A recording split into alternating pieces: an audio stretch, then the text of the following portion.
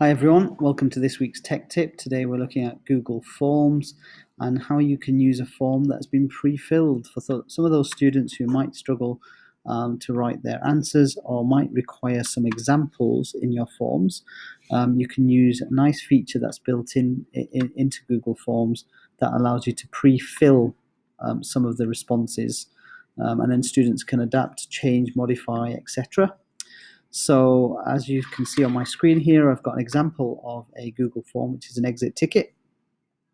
And what I'm going to do is I'm clicking on the three dots at the top here, which allow me to choose an option that says Get PreFilled Link.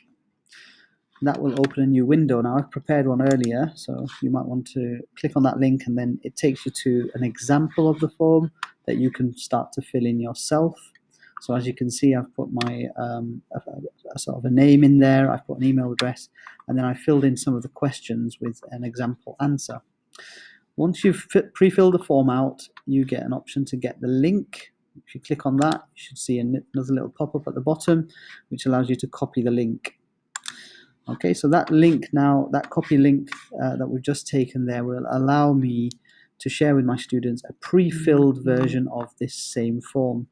Don't worry, you don't lose the original template. That still remains active, and all the responses will be collected in that form. But if we just have a look at this this pre-filled link, so we type in and into a new tab, you'll see the form now in its format to be filled in by the students, but it already has some content pre-generated. And that can be really helpful for some of our students who struggle to think of how to formulate their responses. Okay, it'll be a nice way to give them some answers. You can even use it as a gap fill exercise with certain keywords left out to allow your students to have a writing framework. And then once they've completed the form, they can then submit it just like any other normal form. Okay, hope you like that tech tip for this week. Remember, like, share, and subscribe. Thank you very much for watching. Bye-bye.